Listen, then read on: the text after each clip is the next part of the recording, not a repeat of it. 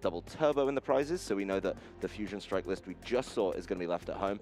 And Alex's list is something a little bit different. We see a Melanie and a Water Energy. That usually leads you down one path when you're guessing your opponent's deck, looking at something like the Palkia. It's not going to be that. There's actually a Vikavolt V in the prizes, a hint towards maybe a more varied deck. This deck certainly has a number of options in it. I don't even know really what to call it. It's the anti-meta deck, I guess, that has an option for everything. Yeah, this seems like a Melanie-style toolbox deck. We saw a deck like this, maybe not as versatile as the deck that Krekeler is playing, win a championship. As we're getting into things, Alex Cole starting it off. Let's go ahead and get a few Genesects down. Alex starting that best starter in the deck in that Mew. Mysterious Tail is going to be a great Pokemon to find these early game item cards. Right now in the format, we have a lot of Surge to find a lot of basic Pokemon. There's plenty of good stuff in Alex Cole's hand as well. Being able to, of course, just lay down those two Genesects right off the bat. You've got your Mew V in the active, probably a bit of a stretch to try and knock it out super early. But then, of course, an Ultra Ball to follow up and keep filling up your bench, or just pick the pieces that you need.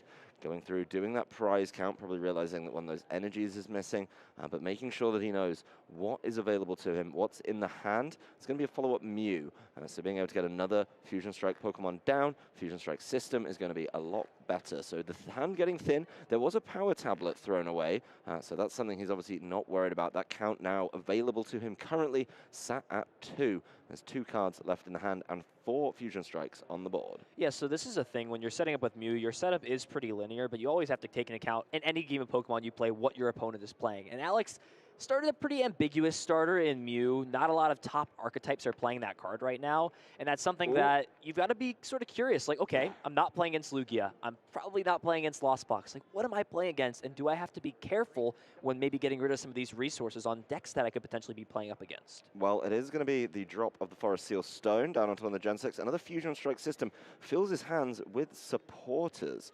So a number of options in there, but none of them available to him, of course, on this turn. There's the Judge that was popularized in some of those Mew builds a couple of weeks ago, and he just passes it over after a pretty solid setup for Alex Cole. Now, with Alex Krekeler on the board, he gets the perfect turn 1 card, the Battle VIP Pass. It's your first turn. You get to just go and grab 2 basic Pokemon. It is an absolutely preposterously good card on turn 1 and pretty useless on the rest. But thumbing through the deck, we are going to be privileged to see a number of those options in there. He is going pretty quickly, so we'll try and call them out as we see them. But it is the Raikou V is in there. I do see a Drapion knocking about as well. Zapdos, a Ditto, which I think is going to be very fun.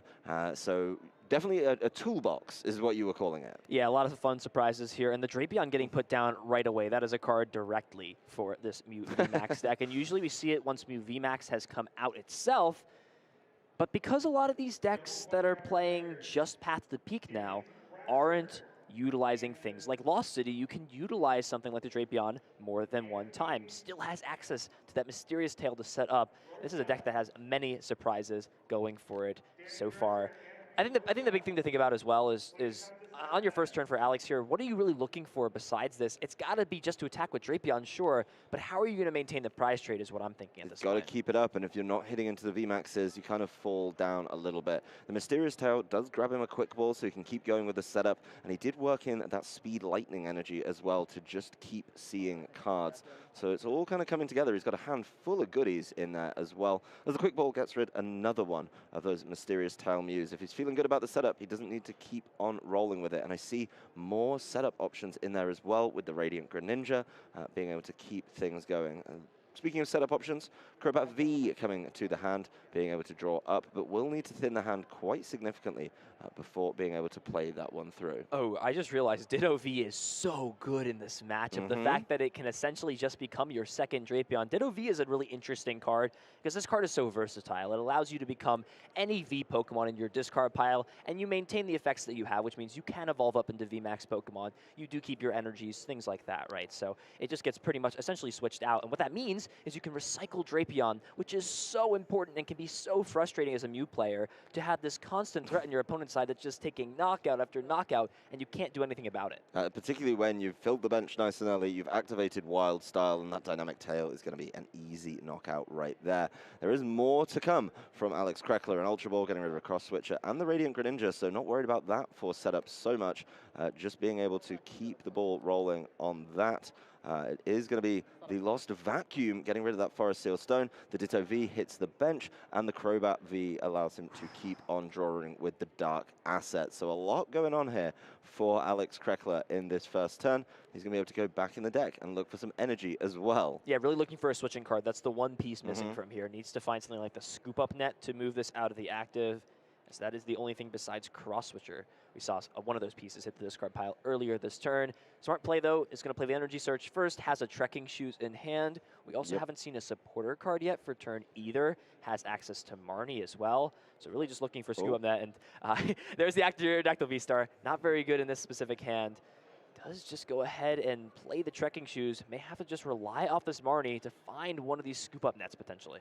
This is all about the ability to just keep going and keep digging to find some of those pieces that he needs. There are a number of scoop-up nets in there. None of them have been discarded, so being able to find one of those would be huge. As a Cross Switcher, another Trekking Shoes, an Ultra Ball. Finds it on the last there card. It is, right in the back. He tried to hide it from us. I don't know if you saw that, Ethan, but trying to sneak that one away. Of course, that Mew can go right back down. It's now nice and safe, but Drapion V is in the active Wild Style, reducing the attack cost by a colorless for each rapid, single, or fusion strike. In this case, the one that's relevant is Fusion Strike, goes down by 4, and that means he attacks for free with Dynamic Tail, easily taking the knockout. Yeah, and putting the 6 damage counters on the Zapdos. The Zapdos having 60 damage on it is never going to be relevant, and it's better on putting it on the Drapion. The Drapion will always most likely get knocked out, but just in the case that your opponent doesn't have something like the Choice Bell, the Power Tablet, things get weird.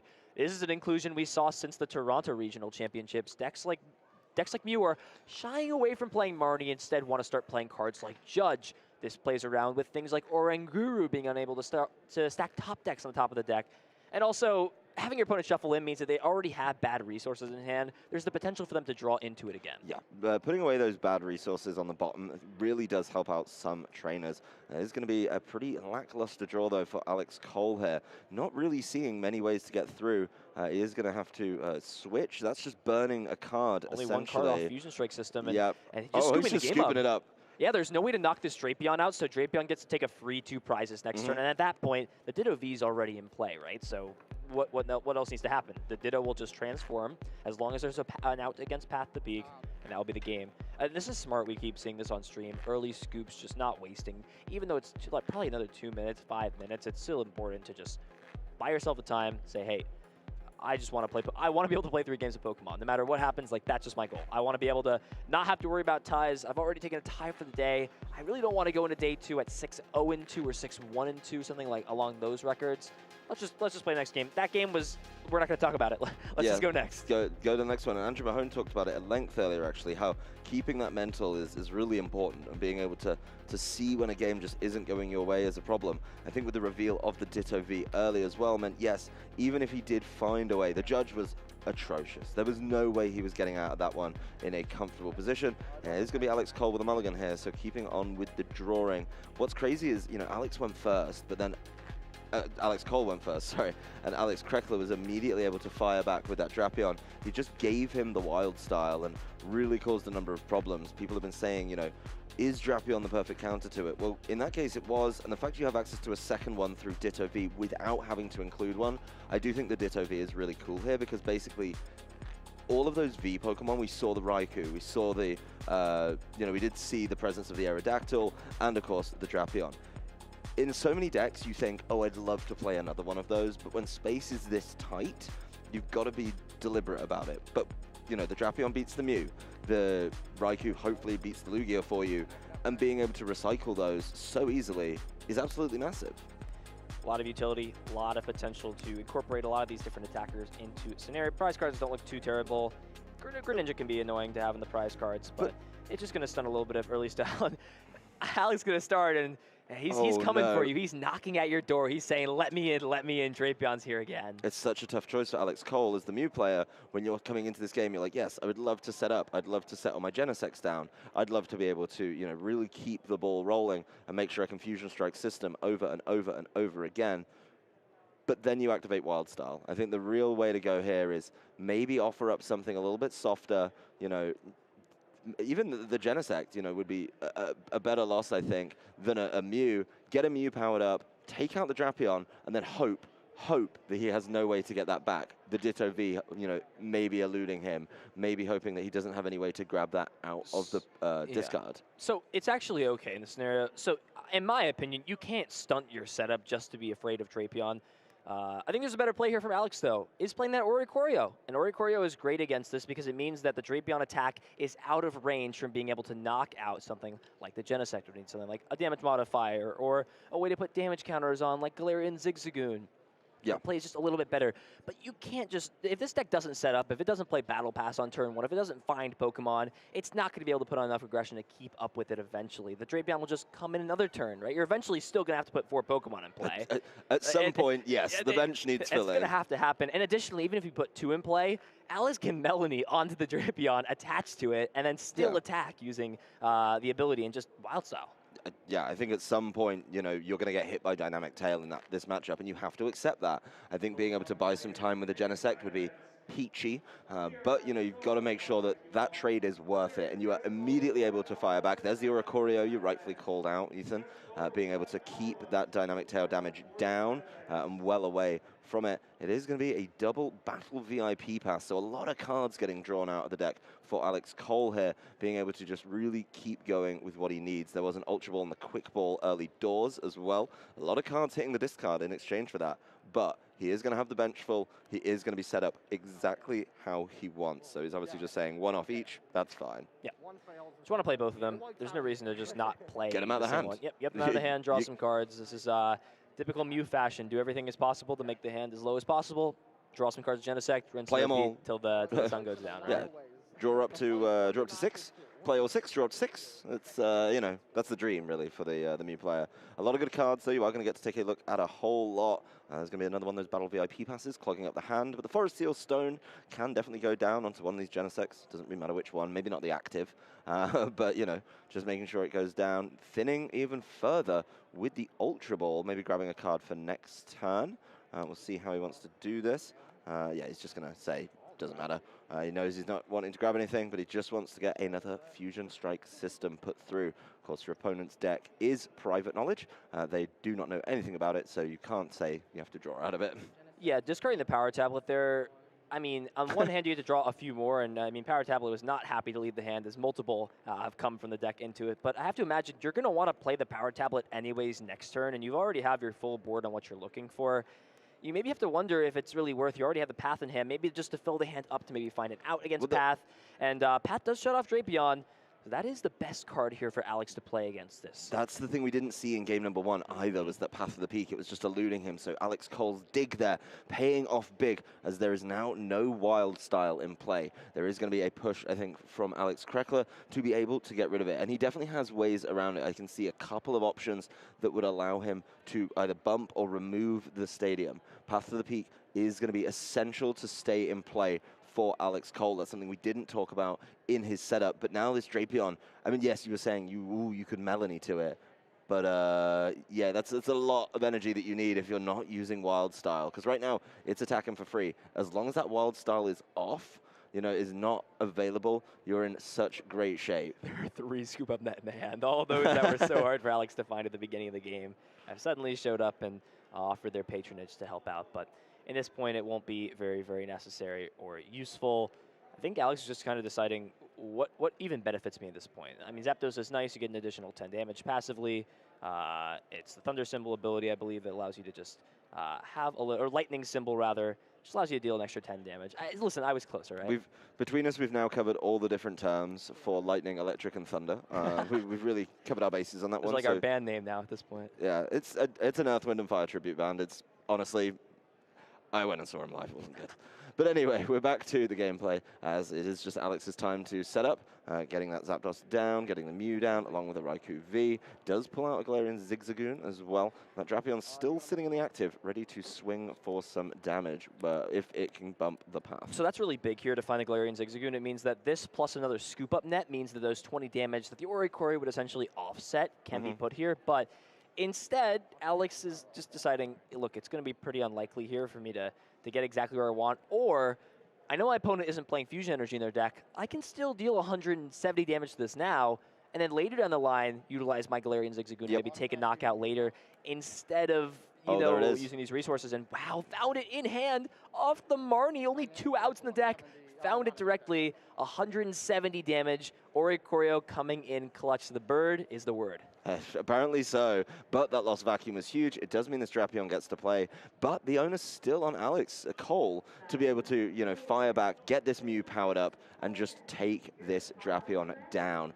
Taking it down without giving up prizes is really, really big here, I think, and being able to do that. That said, that Marnie from the previous turn does look a little bit punishing. There is, of course, the Forest Seal Stone, which is going to help out with being able to find what you need. And with the path gone, Fusion Strike system is certainly an option.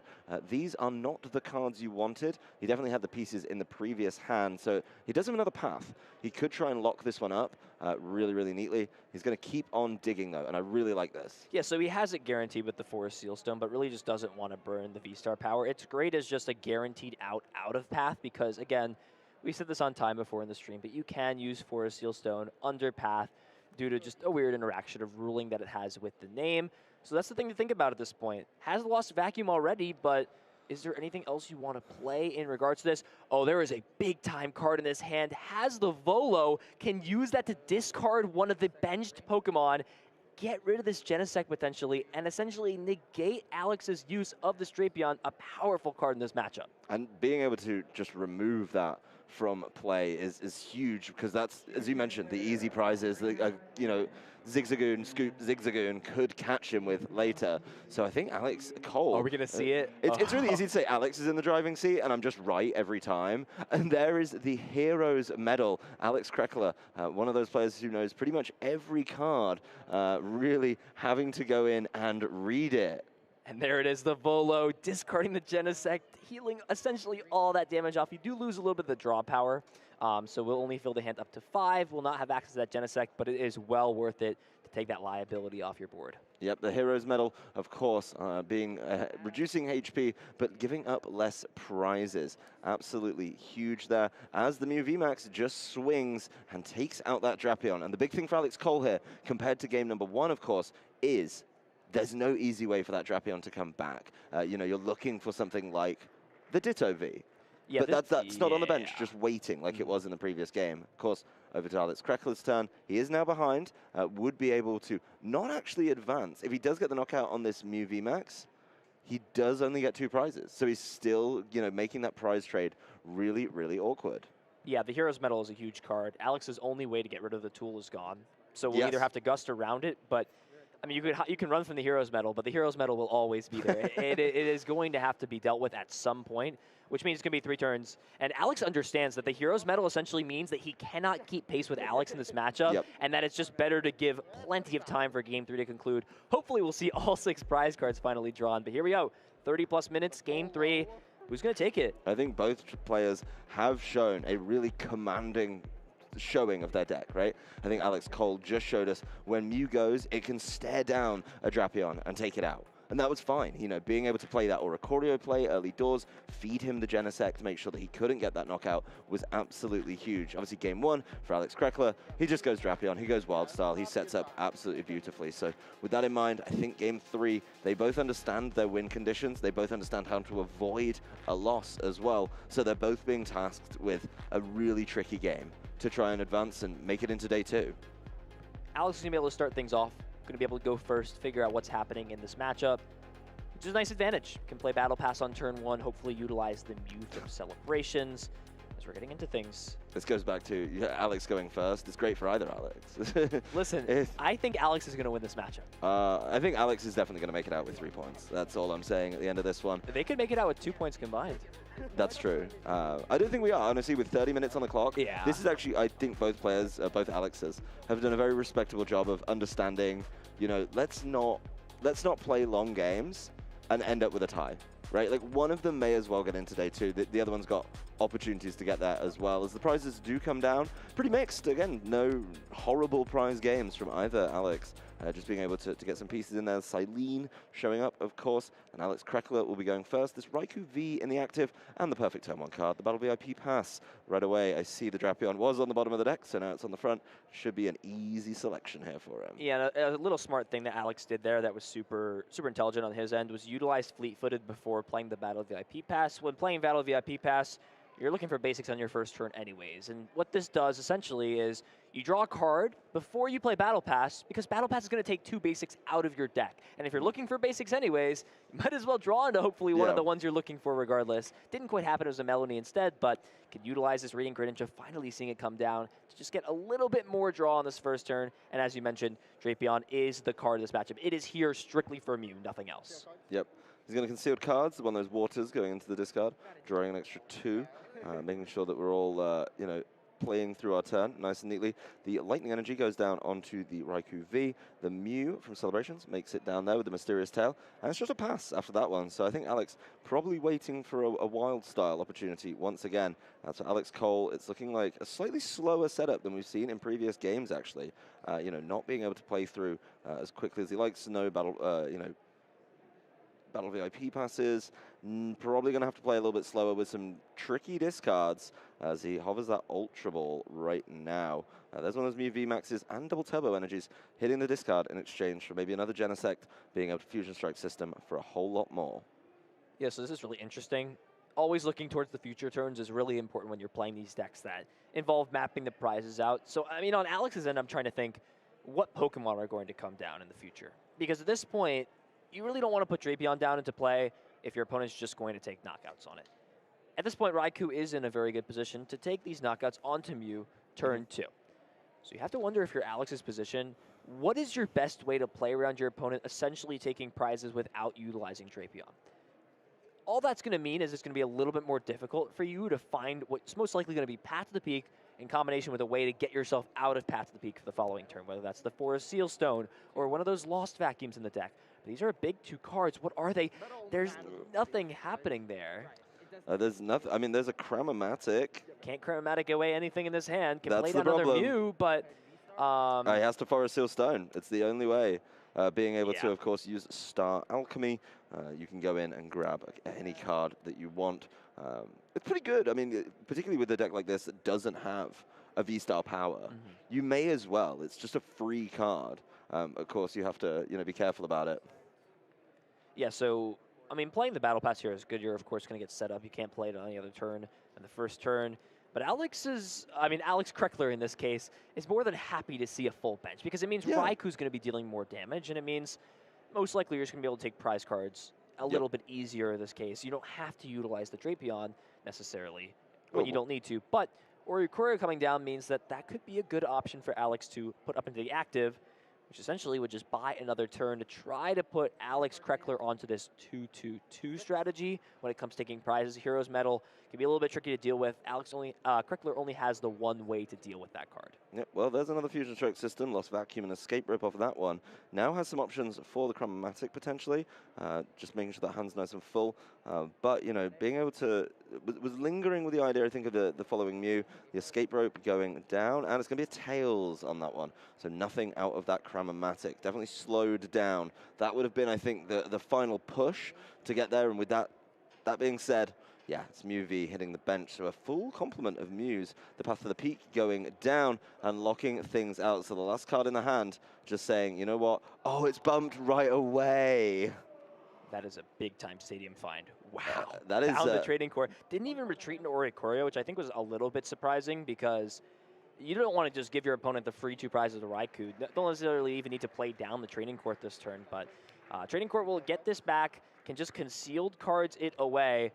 Lightning Rondo on the Raikou currently is dealing, well, let's see, it's 20 more for each bench, so 120 for the opponent's bench, and then dealing another 60. So it's dealing enough to take a knockout on the Mew, pending one more Pokemon comes down to play. And there it is. That's enough damage. Take this knockout. Has Melanie as well, can put the energy onto the Ditto. And a Ditto is scary in the fact that it can just become anything. And when you're playing a closed list deck tournament like this, you have no clue when you're playing against such a wacky deck what your opponent's going to like summon out of their discard pile. It could be, there's so many Water V Pokemon, it could be anything. It could be Starmie V for all you know.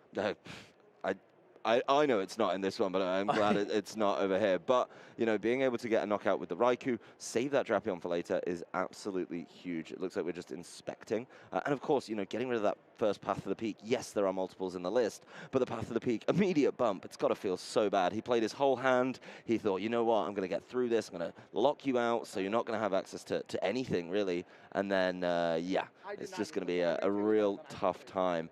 So Alex Krekeler with a nice full hand over here. He's got plenty of options, and it looks like he's just confirming exactly what he wants to do.